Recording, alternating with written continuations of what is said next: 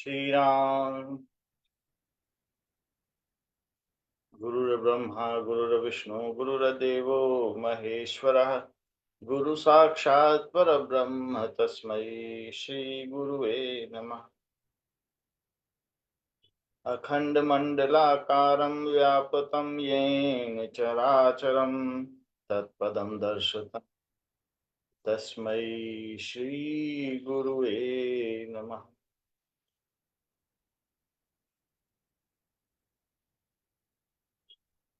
Ram Ram to everybody joining this session. We are at chapter number 11, Vishwarup Darshan Yog, verse number 52. Shri Bhagwan was Sudurdrshamidam rupam drashtavanasi yanmam devapyasya rupyasya nityam darshan कांक्षिणः। भगवान कहते हैं सुदुर्दशम इदम रूपम सुदुर्दर्शनम इदम रूपम। ये जो दर्शन है ये बड़े दुर्लभ हैं जो मैंने तुझे दिखाया है। तो पहले तो विश्व रूप दिखाया और फिर उसके बाद चतुर्भुज रूप दिखाया। तो चतुर्भुज रूप के बारे में अब बता रहे हैं। ये जो चतुर्भुज रूप भी तूने देखा है ये भी बड़ा दुर्लभ है। और द्विभुज रूप में तो मैं संसार में अभी विचरण कर ही रहा हूं, तुम्हारे साथ सारथी बना हूं, लेकिन ये जो चतुर्भुज रूप दिखाया है ये ये भी दुर्लभ है। सुदुर्दर्शनम इदम रूपम दृष्टवान असि, जो तुमने दृष्टवान देखा, यन मम, जो मेरा तूने चतुर्भुज रूप देखा, यन मम, जो मेरा तूने दृष्टवान असि, देखते हो, देखा है, वो बड़ा दुर्लभ है। देवा अपि अस्य रूपस्य, देव भी, देवा अपि, देव भी अस्य रूपस्य नित्यम दर्शन कांक्षिणा, देवता भी इस रूप की आकांक्षा नित्य किया करते हैं। देवलोक में तो भोगों की कोई कमी नहीं है, तो वे प्रायः भोगों में ही लिप्त रहते हैं। अपने पुण्य कर्मों की वजह से जो मनुष्य हैं वो देवलोकों में पहुंच जाते हैं। फिर वे वहां अगर भोगों में लिप्त हो जाएंगे तो फिर उसके बाद वे भगवान के रूप का दर्शन नहीं कर पाएंगे, उनके लिए भी दुर्लभ। और फिर किसके लिए ये सुलभ है, चतुर्भुज रूप किसके लिए सुलभ है, इसको भगवान अगले श्लोक में बताते हैं।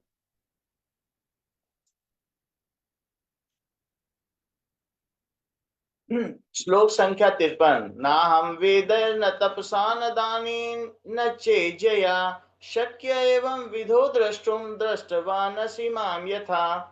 ना हम वेदय, न मैं इसे वेद से जाना जा सकता हूं, न तपसा, न घोर तप से शरीर को तपाने से जाना जा सकता हूं। वेद हैं, कई वेद हैं, कितने हजार श्लोक हैं, लाखों श्लोक हैं, 1,25,000 श्लोक हैं। लेकिन मैं उससे नहीं जाना जा सकता हूँ जो वेद के बड़े ज्ञाता हैं, उससे भी मैं यह रूप देखा नहीं जा सकता, चतुर्भुज रूप। ना हम वेदय न तपसा न दाने, कि सब कुछ दान दे दिया है तो भी मैं नहीं जाना जा सकता हूँ, देखा जा सकता हूँ। न चे जया न च इज्जया, और ना मैं यज्ञ के द्वारा, हवन के द्वारा, मंत्रों के द्वारा उच्चारण करने से भी मेरा ये रूप देखा जा सकता है। शक्यम एवं विधो, मैं शक्य हूं, योग्य हूं, देखे जाने योग्य हूं, इस प्रकार से। दृष्टवान असीमाम यथा, तो मैं न वेदों के द्वारा, न ज्ञान, न वेदों के द्वारा, न तप के द्वारा, न दान के द्वारा, और न ही यज्ञ के द्वारा इस प्रकार से देखा जाने योग्य हूं जैसा तूने मुझे अभी देखा। वेदय न तपसय न ज्ञानय न यज्ञ, इन सभी वजहों से मैं नहीं देखा जा, वेदय न तपसय न दाने न यज्ञ, इन चारों से नहीं देखा, फिर किससे देखा जा सकता ये रूप, मैं किससे देखा जा सकता हूं, इसके बारे में भगवान अगले श्लोक में बताते हैं। भक्त्या भक्त्या त्वन्यया शक्य अहमेवं विधोर्जुन ज्ञातुम द्रष्टुम तत्त्वेन प्रवेष्टुम च परंतपा। इस रूप को मैं भक्ति के द्वारा देखा जा सकता हूं। पहले भगवान ने विश्व रूप दिखाया, फिर अर्जुन के कहने पर चतुर्भुज रूप दिखाया। विश्व रूप को तो भक्ति से भी नहीं देखा जा सकता है, वो भगवान की कृपा से देखा जा सकता है, पर चतुर्भुज रूप को भक्ति से देखा जा सकता है। यहाँ भगवान बता रहे हैं भक्त्या तो अनन्या अनन्यया, अगर अनन्य भक्ति हो, किसी अन्य में भक्ति न हो, मेरे में ही भक्ति हो, शक्यम अहमेवं विधोर्जुना एवं विधोर्जुना, इस प्रकार से मैं देखा जा सकता हूं अगर मेरे में अनन्य भक्ति कर दी जाए। अब ये अगले अध्याय की यहाँ पर आधारभूत संरचना रची जा रही है, यहाँ पर उसकी नींव रखी जा रही, फिर अगला अध्याय भक्ति योग हो जाएगा। ये उसका दूसरा श्लोक है, आखिरी से दूसरा, सेकंड लास्ट श्लोक है। तो यहाँ भगवान कहते हैं कि मैं ये चतुर्भुज रूप भक्ति के द्वारा भक्त्या तु अनन्या शक्यम योग्य हूं। अहम अहम एवं विधो अर्जुन, मैं इस प्रकार से देखा जाने योग्य हूं अगर जो मेरे परायण हैं, मेरी आराधना करते हैं, वे मुझसे अनन्य भक्ति रखते हैं, सब जगह मुझको ही देखते हैं। तो उस प्रकार से अगर अनन्य भक्ति रखते हैं, बाहर जो भौतिक जगत है उसमें भी मुझे देखते हैं, और मन में अंदर में आंतरिक जगत में भी मुझे देखते हैं, अनन्य भक्ति रखते हैं, सब कुछ मेरे में ही मानते हैं, मुझको ही जगत का परम निधान मानते हैं, परम आश्रय मानते हैं, और जिनका परम लक्ष्य, परम आश्रय मैं ही हूं।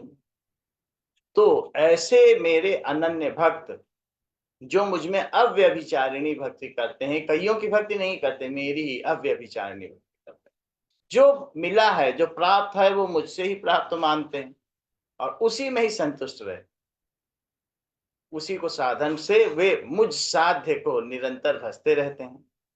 ज्ञातुम द्रष्टुम तत्त्वेन, ऐसा होने पर जो मुझ में भक्त्या तु अनन्या, हे परंतप, परंतप का क्या मतलब है, शत्रुओं को, परम तप, शत्रुओं को तपा देने वाले अर्जुन, इस प्रकार से मैं इस ये जो रूप है वो जाना भी जा सकता हूं, ज्ञातुम द्रष्टुम देखा भी जा सकता हूं, और प्रवेशतुम, और इसमें प्रवेश भी कोई भी भक्त कर सकता है, प्रवेशतुम च परंतप। तो भगवान कहते हैं कि मैं इस ज्ञातुम, मैं जाना जा सकता हूं, जाना जा सकता हूं का मतलब है ज्ञान के द्वारा, ज्ञातुम, भक्त जैसा मैं हूं उसमें बिना लाग लपेट के भक्त चाहे तो वैसे का वैसा मुझे जान सकता है, भक्ति करता है, मेरे परायण है, मुझसे अनन्य भक्ति करता है। अब यहाँ पर भक्ति का क्या मतलब है, जैसे कि हम करता है और हमारा मन और बुद्धि हमारे करण है, मन बुद्धि से हम काम लेते हैं, जैसे हम लोगों ने छोटी कक्षाओं में पढ़ा है, कर्ता ने कर्म को करण से संप्रदान के लिए अपादान से संबंध कार्य के अधिकरण में कहता है। तो कर्ता ने कर्म को करण से, जिस माध्यम से हम कोई काम करते हैं उसे करण से, करण से, राम ने, कर्ता ने कर्म को, रावण को तीर से मारा, जिसका सहारा लिया जाता है वो करण होता है। इसी प्रकार से हम जीव हैं, हम कर्ता है, और हमारा मन बुद्धि हमारे करण है। जैसे मैंने मन से सोचा तो कर्ता ने करण से किया, मैंने बुद्धि से सोचा तो कर्ता ने या जीव ने बुद्धि से ये काम किया। अगर हम ये सोचेंगे कि हम मन बुद्धि को भगवान में लगाएं, तो मन बुद्धि हमारे अधीन है, वो हमेशा कर्ता के अधीन होती है, तो वहां हम गलत हो जाएंगे। हमको कर्ता को ही भगवान के चरणों में अर्पित कर देना चाहिए, जो मैं हूं इसे ही अर्पित करो। मन बुद्धि को लगाओगे तो वो तो तुम्हारे अधीन है, और अगर कर्ता ही भगवान के अधीन हो जाएगा तो मजबूरन मन बुद्धि को, वो कर्ता के अधीन है, उन्हें भगवान के चरणों में झुकना ही होगा। इसलिए हमको, क्योंकि जीव की दो प्रकृतियां हैं, एक चेतन प्रकृति है और एक जड़ प्रकृति है।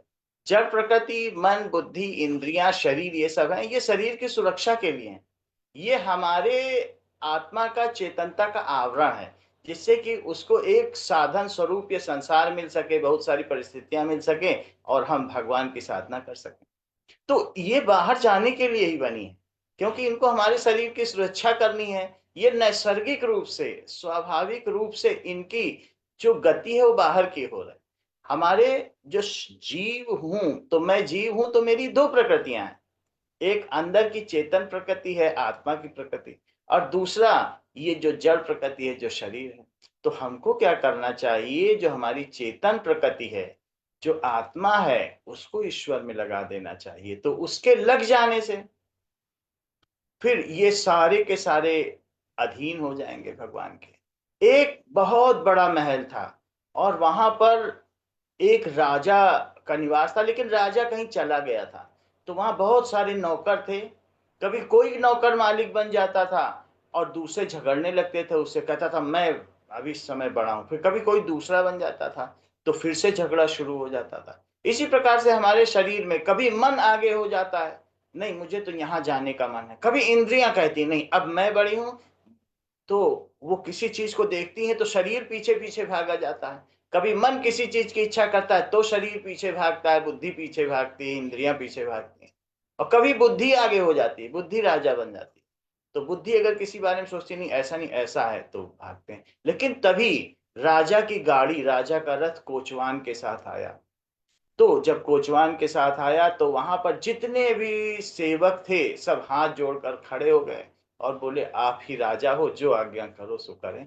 उसी प्रकार से हमारी आत्मा जो आत्मन्येव आत्मना तुष्टा, आत्मा से ही जो आत्मा में संतुष्ट है, जब हमारा नैसर्गिक रूप से जो राजा है शरीर का, जीवात्मा का, वो जब काम करता है तो सब सब चाहते हैं उसकी चेरी बनना, सब चाहते हैं कि उसका अनुगमन करना। इस प्रकार से हमको आत्मवान होना चाहिए। आत्मवान हुआ जा सकता है अगर हम स्वयं को प्रभु चरणों में अर्पित कर दें। तो संसार की कोई भी बाधा फिर काम नहीं करती, माया भी हाथ नहीं डालती। जो भगवान के चरणों में होते हैं, श्री और शारदा अनुगामिनी हो जाती, उसके पीछे चलती। इस प्रकार से अनन्य भक्ति का मतलब है हमें कर्ता को ही भगवान के चरणों में अर्पित कर देना चाहिए। इस प्रकार से हमें ये बहाने नहीं बनाने चाहिए, मेरा मन नहीं लगता, बुद्धि नहीं लगती, वो तो बहिर्गामिनी है, उनकी कैसे भगवान में रति होगी। तो जो हमारा सहज स्वाभाविक संबंध है आत्मा का, वो परमात्मा से है। बस उसी संबंध को जोड़ो। और जो अगर आप कृत्रिम संबंध को जोड़ोगे, बाहरी संबंध को, वो बार बार टूटेगा, तुम जोड़ने का प्रयास करोगे। और जो संबंध है, अगर सिर्फ उसको याद कर लिया जाए, जोड़ना भी नहीं है, याद ही कर लिया जाए, तो वो अपने आप जुड़ जाता है। भगवान हमारे अति निकट होने पर भी हम जब बहिर्गामी हो जाते हैं, बच्चा खेल खिलौने की ओर दौड़े तो माँ कैसे गोद लेगी, बच्चा देख भर ले तो माँ सीने से चिपका लेती। माँ वही खड़ी है, लेकिन क्या वो मिलन एक वास्तविक होगा? क्या उसमें रस होगा कि बच्चा भागे खिलौने की ओर और माँ सीने से लगाए? माँ ऐसा नहीं करती। वो हमारे ऊपर बलात् कुछ भी नहीं छोड़ती। उसने हमको कई चीजों की स्वतंत्रता दे रखी है। तो आत्मा का परमात्मा से हृदय की अंतस्थल गुहा में जो मिलन होता है वो तभी स्वाभाविक होता है जब हमारी भक्ति अनन्य होती। फिर वो माँ भी बोलती है सबको, देखो देखो, सब खिलौनों को छोड़कर बच्चा मेरी ओर दौड़े चला आ रहा है। किस किस से ना कह दे माँ, मेरा बेटा मेरी ओर दौड़ रहा है। उसको संसार के सभी साधन तुच्छ लगते हैं। माँ भी निहाल हो जाती है, बेटा भी निहाल हो जाता है, और वो मिलन एक आध्यात्मिक मिलन हो जाता है। उससे हमारे मन, बुद्धि, इंद्रियां, शरीर सब निहाल हो जाता है। तो यहाँ कहा गया है ज्ञातुम। ज्ञातुम का मतलब है ज्ञातुम द्रष्टुम च परं तत्वेन प्रवेशुम। जो मुझ में अनन्य भक्ति रखता है उसके द्वारा मैं जाना जा सकता हूँ। ज्ञातुम का मतलब है कि जैसा मैं हूं वैसे का वैसा जानने में आ जाता हूँ। उसके ज्ञान चक्षु खुल जाते हैं। तो उसकी और जो ऊपर के आयाम है, पांच आयाम तो हमको मिले ही हैं, पांच इंद्रियां मिली हैं, और उसके ऊपर और भी पांच आयाम है। तो कहा गया है कि देर आर 10 सेंसेस, 10 अलग अलग डायमेंशंस हैं, विमाएं हैं, उनके द्वारा वे सभी खुल जाती हैं। छठी इंद्रियों से भी ऊपर के लोग, वे सभी खुल जाती हैं और उनके द्वारा ज्ञातुम जाना जा सकता है। ज्ञातुम द्रष्टुम, इस अलावा मैं देखा भी जा सकता हूं। सब जो जिस जाकी रही भावना जैसी प्रभु मूरत देखी तिन वैसी, जिसकी जिसमें श्रद्धा रहती भगवान के तो कितने साकार रूप।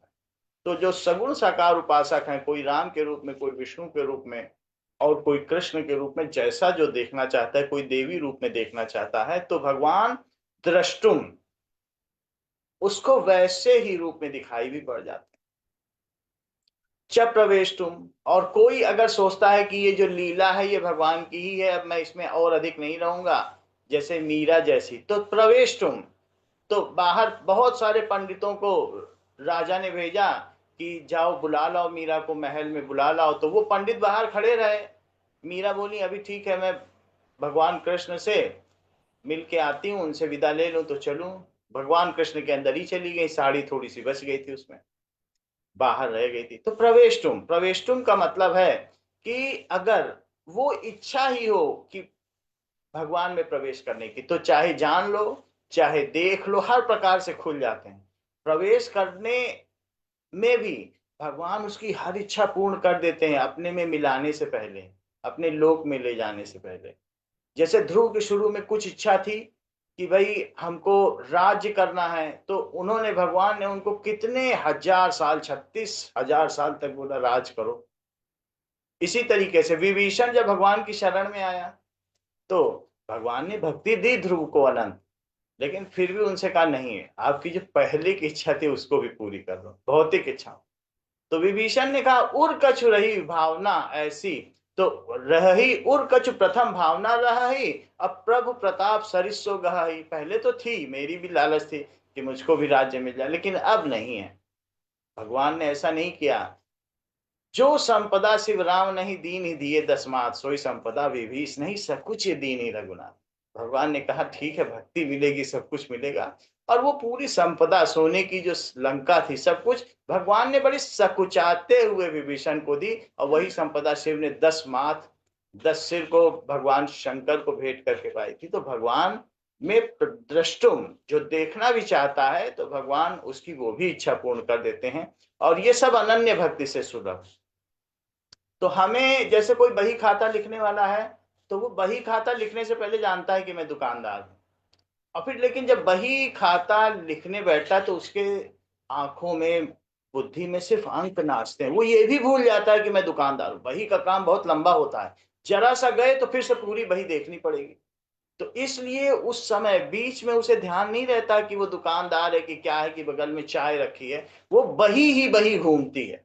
और फिर जब पूरा बही का काम पूरा हो जाता है, 4 घंटे का, 4.5 घंटे का, फिर से वो, फिर से दुकानदार बन जाता है।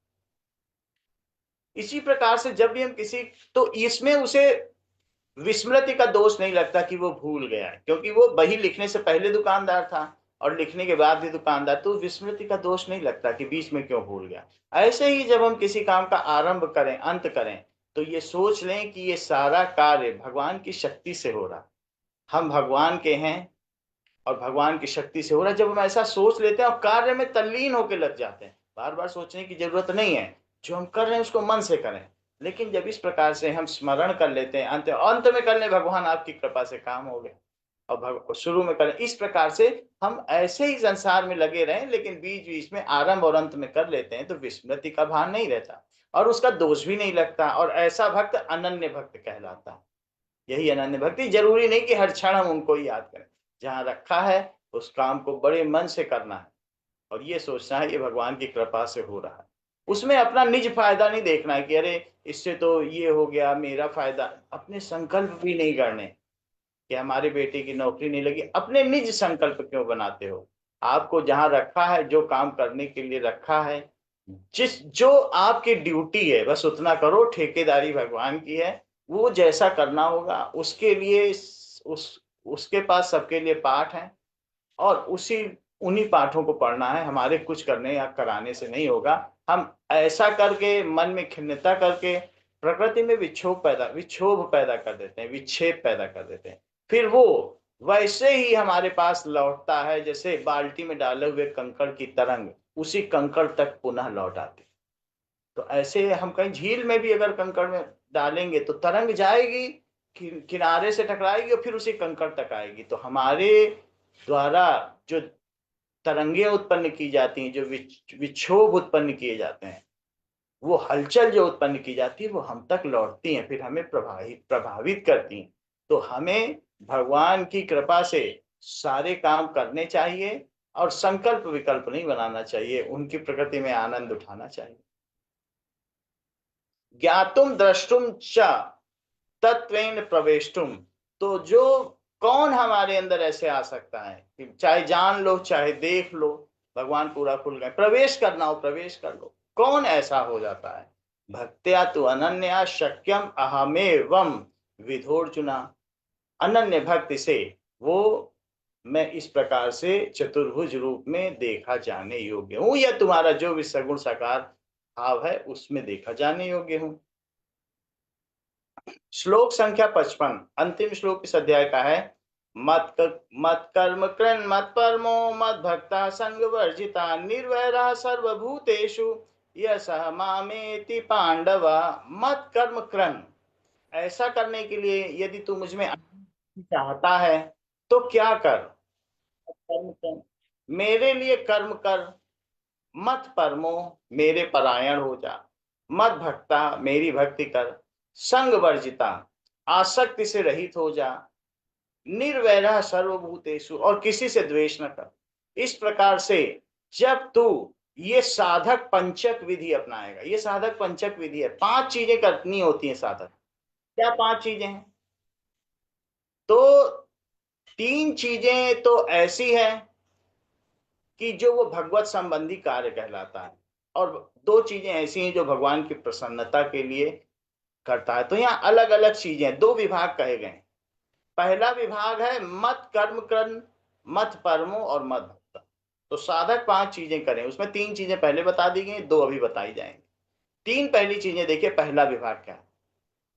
साधक को क्या करना है? मत कर्म कृन मत परमो मत भक्ता संग वर्जिता निर्वैरा सर्वभूतेषु यशः मामेति पांडव।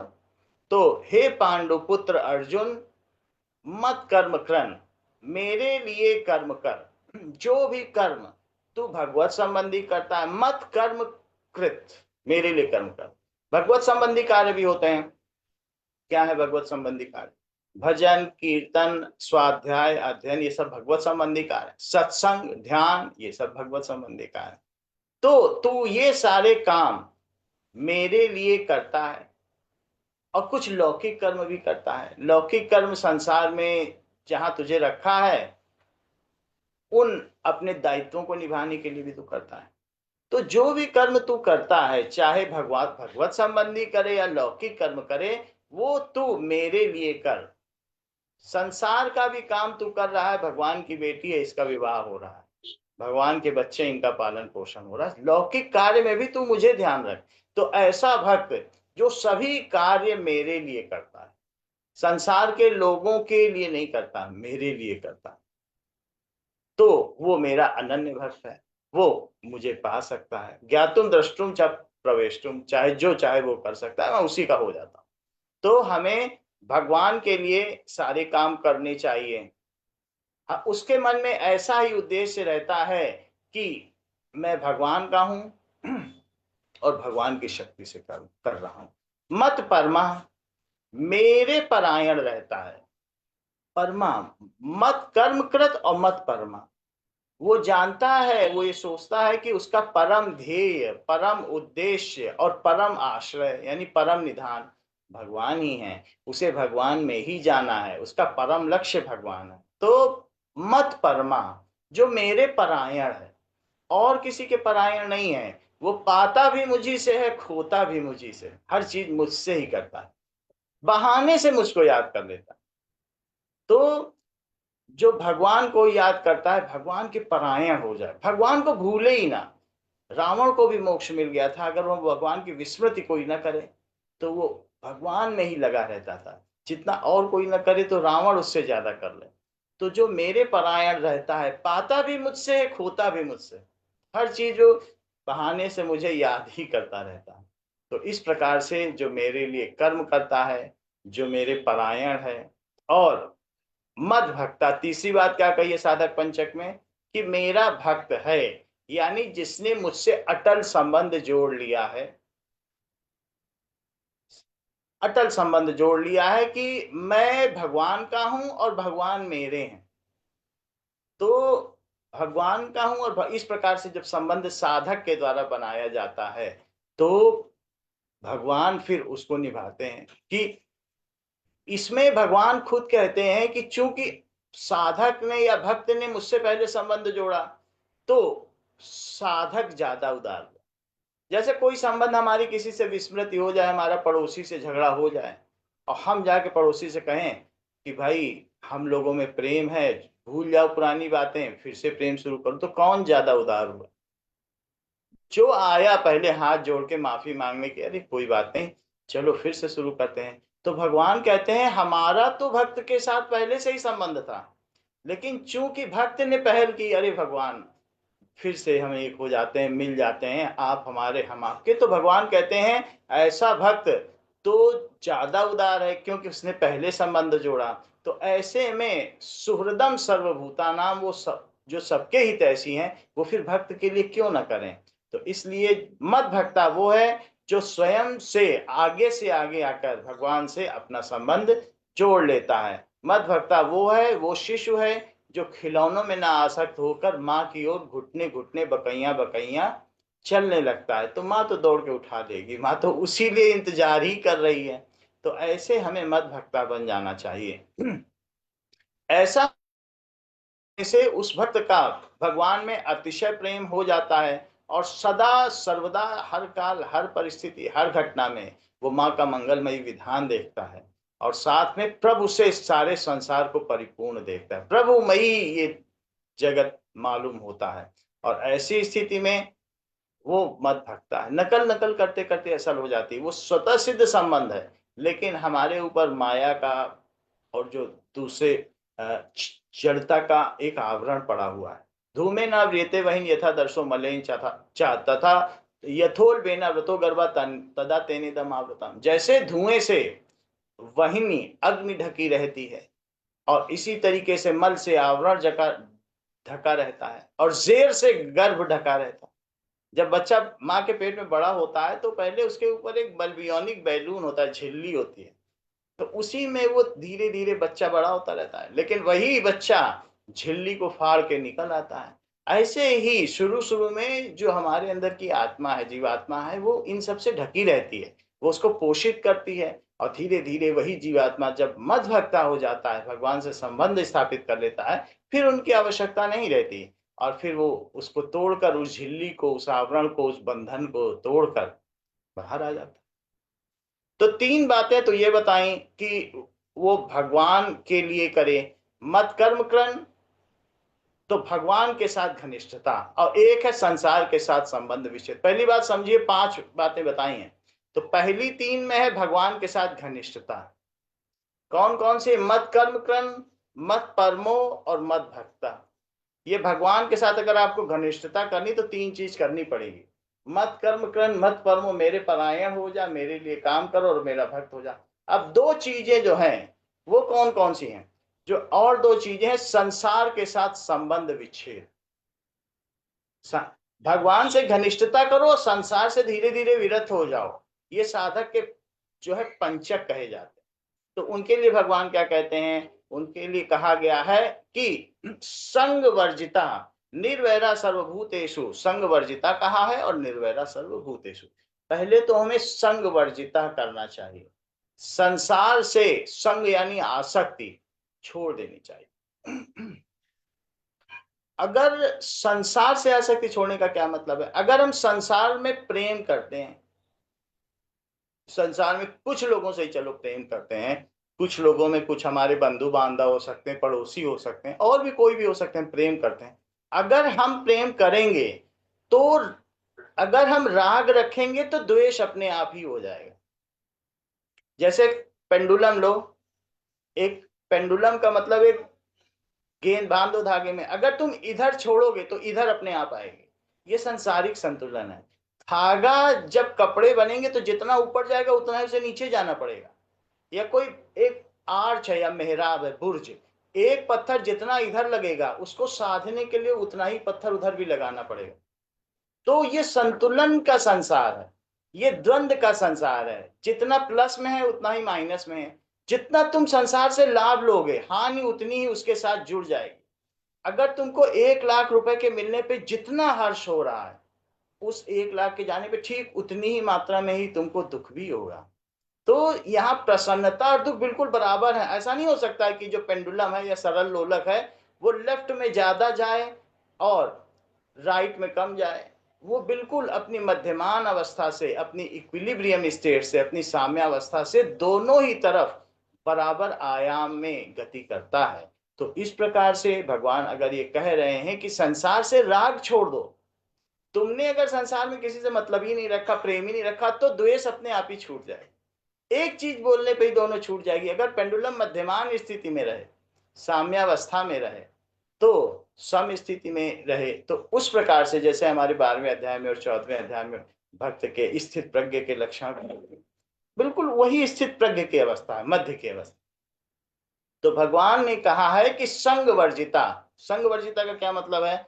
कि संसार से जो राग छोड़ देता है, जो वर्जित का मतलब है किसी के साथ आसक्ति न करता है और यही सोचता है कि अव्यभिचारिणी भक्ति करते तेषां ज्ञानी नित्य युक्त एक भक्ति विशिष्यते प्रियो ही ज्ञानी नोत्यर्थम अहम सच मम प्रिया।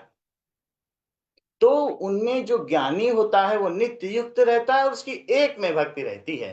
क्यों? क्योंकि ध्याय तो विषयान पुंसा संगस्तेष उपजायते संगात संजायते कामा कामात् क्रोधो विजायते। अगर विषयों का चिंतन करता है मनुष्य, ये सोचता है ये मिल जाए, वो मिल जाए, ये मिल जाए, तो उसमें उसकी आसक्ति उत्पन्न हो जाती है। आसक्ति के उत्पन्न होने से क्या होता है? संजात संजाते काम। तुमने सोचा गुलाब जामुन बड़े अच्छे थे, सिर्फ चिंतन ही किया, पार्टी में गए, एक है संत की खा के चुपचाप चलाया, भूल गया क्या खाया। दूसरा सोचता देखो उसके अंदर इलायची थी, इलायची दाना था, और चिरौंजी कितनी अच्छी थी गुलाब जामुन, वो चिंतन ही कर रहा, रस कैसे पोर पोर में समाया था और पूरा एक जैसा था, वो चिंतन ही कर रहा है। तो जब हम ध्याय तो विषयान पुंसा विषयों का चिंतन करते हैं, संगह तेषु उपजायते, उनमें हमारी आसक्ति उत्पन्न हो जाती। आसक्त, अब उस वो गुलाब जामुन में आसक्त हो गया चिंतन करते करते, संगात संजायते कामा। अब जब संग हो गया, आसक्ति हो गई, तो फिर कामना की इच्छा, अब मुझे वो गुलाब जामुन फिर से मिले, अब देखो कब वो अगली बार पार्टी करते हैं। तो संग से, आसक्ति से अब उसे पाने की कामना उत्पन्न हो गई। कामात क्रोध हो भी जाते, कामना की पूर्ति न होने पर जो लोग बाधक हैं उनके प्रति क्रोध आता। देखो उन्होंने कामना नहीं पूरी करने दी, उन्होंने उनकी पार्टी में भेड़ मार दी, नहीं तो उनके लड़के की शादी हो जाती, अब पार्टी नहीं तो मुझे गुलाब जामुन नहीं मिला। तो इस प्रकार से जो लोग बाधक हुए उस पार्टी के होने में, उनके प्रति हमारे अंदर क्रोध आ गया। क्रोधात भवति सम्मोहा सम्मोहात स्मृति विभ्रमा। तो क्रोध से फिर मूढ़ता आ जाती है, फिर सही गलत का भान नहीं रहता। और क्रोधात भवति सम्मोहा, सम्मोह से स्मृति विभ्रमा, स्मृति भ्रमित हो जाती है। स्मृति भ्रंशात बुद्धि नाशो, बुद्धि के भ्रमित होने से बुद्धि का विनाश हो जाता है। जब क्रोध में व्यक्ति हो तो ऐसे जज से फिर फैसला नहीं करवाया जाता जो क्रोध में हो, क्योंकि वो गलत फैसले करे, वो सही गलत सही तरीके से कर ही नहीं पाए। शांत व्यक्ति ही सही निर्णय लेता है। तो स्मृति भ्रंशात बुद्धि नाशो, बुद्धि नाशात प्रणश्यति, स्मृति के भ्रमित होने से बुद्धि का विनाश होता है और बुद्धि के विनाश से फिर मनुष्य का ही विनाश हो जाता है। भगवान यहाँ कहते हैं संग वर्जिता, इसलिए तू संसार में जो क्षणिक चीजें हैं उनसे अपने संग को, आसक्ति को वर्जित कर ले, वहां मत लगा। तू, मैं जो नित्य निरंतर अक्षय अव्यक्त अच्युत हूं, मुझ में लगा। मैं तो कभी चुकता ही नहीं हूं, अच्युत हूं, मुझ में तू लगा ले मन। तो इस प्रकार से तेरा नित्य निरंतर संबंध जिससे वो कभी टूटेगा ही नहीं, मजबूत होता चला जाएगा। तो तू संग वर्जिता, संसार से आसक्ति छोड़ दे, राग छोड़ दे, द्वेष तो छूट ही जाएगा। एक एक चीज छोड़ेगा दूसरी छूट जाएगी। निर्वैरा सर्वभूतेषु। इसी तरीके से अगर हमारा हमारा साध्य से संबंध होता, हम ये भी नहीं सोचते कि साधन है तो बहुत सारे साधन है संसार में तो हम साध्य को पूजा कर पा रहे हैं, ऐसा नहीं सोचता। बोला साध्य से तो हमारा निरंतर संबंध है, साधन सब छूट जाए, बेटा बेटी घर मकान, साधन की तो वो चिंता ही नहीं करता। तो इस तरीके से, और ना साधन की वजह से जिनसे जिनसे वैर होता है, कुछ लोग साधन का योजना चाहते हैं, संयोजन चाहते हैं, कुछ वियोजन चाहते हैं, तो उस वजह से हम संसार में राग, और हमारा वैर क्यों होता है? जो हमारी कामना के विपरीत खड़े होते हैं उन्हीं से तो वैर होता है, और हमारी कामना को पूरा करने वाले लोग, उनसे हम राग करते हैं। जो चाहते हैं अरे तुम क्या चाहते हो, अच्छा ठीक है कर देते हैं, और उसके जो विरुद्ध करें तो भगवान कहते हैं न तू राग कर और ना संग को भी वर्जित कर दे, और निर्वैरा सर्वभूतेषु। क्योंकि हम जितनी मात्रा में संसार की किसी भी चीज से घृणा करते हैं या वर्जना करते हैं, उतनी मात्रा में हम भगवान को हमें छोड़ना पड़ता है। भगवान समष्टि हैं, भगवान पूरा ब्रह्मांड है। अगर हम किसी चीज से भी नफरत करते हैं तो उतनी मात्रा में हम भगवान से ही तो नफरत करते हैं। तो भगवान को समग्र रूप से, जैसा उनका संसार है, जो हमारी दृष्टि भ्रम की वजह से अच्छे बुरे दिखते हैं, लाभ हानि दिखती है, पूरा का पूरा जब साधक स्वीकार कर लेता है, यही विशुद्ध समर्पण है। वो भगवान के परायण हो जाता है। ऐसे का ऐसा इफ एंड बट नहीं, ये भी नहीं, संकल्प की भी सृजन कैसे होता है, उसकी जननी क्या है। हम सोचते हैं ये ठीक नहीं है, आज क्या बात, ऐसा होता तो अच्छा होता। यहीं पर तो संकल्प और कामना का उदय होता है। तो इसलिए हम, हमारे संकल्प ही नहीं उदय होंगे अगर हम अभी से आत्मन्येव आत्मना तुष्ट हैं, आत्मा से ही आत्मा में संतुष्ट हैं और भगवान का धन्यवाद दे रहे हैं। तो हमें और फिर उसके आगे ये हो जाए वो हो जाए, तो वहां पर इसलिए हमको जब तक बिके न थे, कीमत न थी हमारी, तुमने खरीद कर हमें अनमोल कर दिया। जब भगवान हमको खरीद लेते हैं तो फिर हमारा मोल ही नहीं रहता। ऐसे बन जाए, उन्हीं के चरणों में ही बिछ जाए। श्री राम।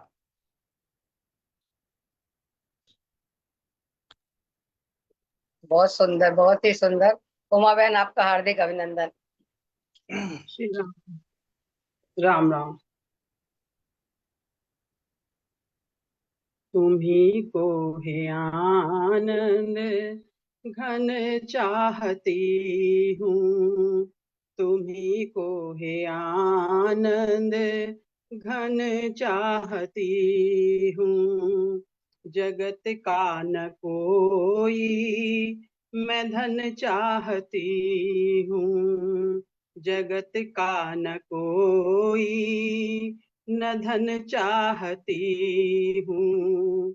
न रह जाए मुझ में कहीं मोह माया, न रह जाए मुझ में कहीं मोह माया। प्रभु तुम में तल्लीन मन चाहती हूँ, प्रभु तुम में तल्लीन मन चाहती हूँ। वही अब करूं जो कि तुम चाहते हो, वही अब करूं जो कि तुम चाहते हो। मैं चाहूं कपनी दमन चाहती हूँ, मैं चाहूं कपनी दमन चाहती हूँ। तुम्ही को है आनंद घन चाहती हूँ, जगत का न कोई मैं धन चाहती हूँ। जहाँ चित हो चंचल जगत के सुखों में, जहाँ चित हो चंचल जगत के सुखों में, वहीं पे मैं इसका समन चाहती हूँ। मिटे जिस तरह से ये बहुत दुख बंधन, मिटे जिस तरह से ये बहुत दुख बंधन। मैं ऐसा ही साधन भजन चाहती हूँ, मैं ऐसा ही साधन भजन चाहती हूँ। तुम्ही को है आनंद घन चाहती हूँ, जगत का मैं कोई न धन चाहती हूँ। नहीं दिख रहा और कोई सहारा, नहीं दिख रहा और कोई सहारा। प्रभु मैं तुम्हारी शरण चाहती हूँ प्रभु मैं तुम्हारी शरण चाहती हूँ। तुम्ही को है आनंद घन चाहती हूँ। जगत का मैं कोई न धन चाहती हूँ। तुम्ही को है आनंद घन चाहती हूँ। श्री राम। बहुत अच्छा भजन गाया उमा बेटा, बहुत अच्छा। राम राम दीदी। अच्छा, राम राम। श्री राम। सर्वे भवन्तु सुखिनः, सर्वे सन्तु निरामया, सर्वे भद्राणि पश्यन्तु, मा कश्चित् दुःखभाग् भवेत्। न तो हम कामये राज्यं न स्वर्गं न पुनर्भवं, कामये दुःखतप्तानां प्राणिनामार्तनाशनं। त्वदिष्टं भवतु गोविन्द, त्वदिष्टं भवतु गोविन्द, नतमदिष्टं नतमदिष्टं पाहि मां पाहि, रक्ष मां रक्ष मां। तेरी इच्छा पूर्ण हो मां, हम सब तेरी शरण में हैं, अपने चरणों की भक्ति दो। श्री राम। राम राम, बहुत अच्छा शिव कुमार। बातें भक्ति से संबंध जोड़ने के लिए और 2 बातें संसार से संबंध तोड़ने के लिए, विच्छेद करने के लिए, भक्ति के लिए ये 5 बातें बहुत अच्छी बताई, बहुत सुंदर।